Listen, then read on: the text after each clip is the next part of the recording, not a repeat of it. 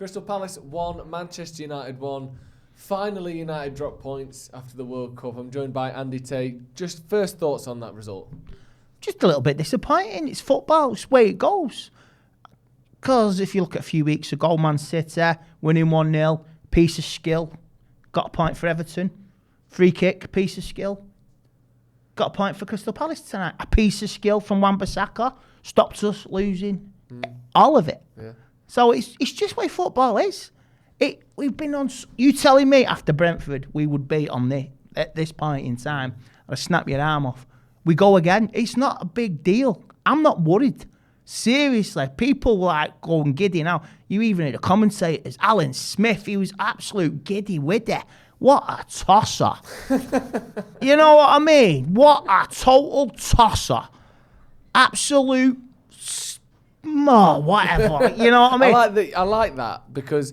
Like you said, it's so gutting, and now we've had a few minutes after the result to kind of think about what's happened, digest it a little bit. And really, by anyone's measure, this has been a great run United have been on. And the thing is, undefeated-wise, we're still on it. It's 10 games undefeated, United winning 9 of those games. Like, this is still progress, isn't it? Of course it is. It's our third draw of this season. Yeah. We've drew with Newcastle. We got a point against Chelsea because of Casemiro. Yeah. That was guts, determination, and reaction. And we've got a third draw of the season. It's football, Jay. It's nothing to worry about. Sunday holds no fears for me. Yeah. We've beaten Arsenal without Casemiro at Old Trafford. So everyone's going to go on one tonight. Even the Sky Sports commentators going absolute giddy with it. Stupid. I don't mind being called Jay or Joe, by the way. I prefer Joe, but I'll take Joe. Sorry, Joe. No, I'm joking.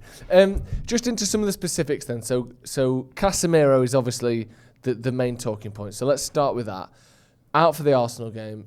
Phenomenal game from him tonight. But how much does that worry you, that the game on Sunday now, which if we'd have won tonight, you would have felt as though this is a big chance to really, catch Arsenal up. Now it feels as though if we don't win, you can probably say bye to any sort of title challenge that may have been creeping up. If you're telling me these 3 games will get 7 points out of these 3 games, in what order? Yeah, I'd have been quite happy. A point against City, 3 points tonight. We beat Arsenal. We've beaten City. We've drawn with Crystal Palace. What's the worry? Yeah. Everybody's going on one. I'm totally chilled, man. Yeah. I'm totally relaxed about going to the Emirates. We'll give them a game. If we get something brilliant, I don't see us losing Sunday. Because I still see us finishing above Arsenal. Not winning the league. I still see Man City winning the league. They will smash Spurs tomorrow. They will smash Palace Sunday. We'll get something Sunday. And they still got to play Arsenal twice. So believe me, Arsenal fans, the little giddy widdies, Alan Smith and all that, what a tosser. Get a grip, mate. You've won nothing. Yeah. We are in a good position. We're doing well. We're in a Carabao Cup semi-final, 2 games away from Wembley. We've got games coming thick and fast. Got Barcelona on the horizon, FA Cup. This is the ride what Man United is. I said this at the start of the season. Up, down, up, down, up, down. There's nothing wrong. And it's been more ups than downs so far, hasn't it? Of course it has. Which is the sign that we're moving in the right direction. Just looking at it as a whole, or almost sort of zooming out a little bit. Like you said, Carabao Cup semi-final. We're currently 3rd in the league. We are into the 4th round of the FA Cup. We're into the knockout fantasy group stage collision match against Barcelona. I don't even know what this round is called, but we're still in that.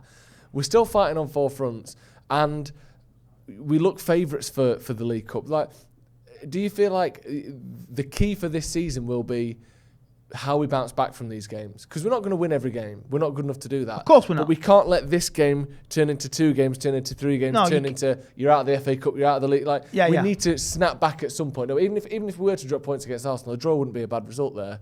But this has to not turn into a bad run now, doesn't it? No. What running? A team that maintains consistency, does well, winning, drawing, not losing, is still progressing. Yeah. It's still good from where we was last Christmas. We were awful. We were garbage. We were bottom of everything. Yeah. We were everybody's spanking bitch last season.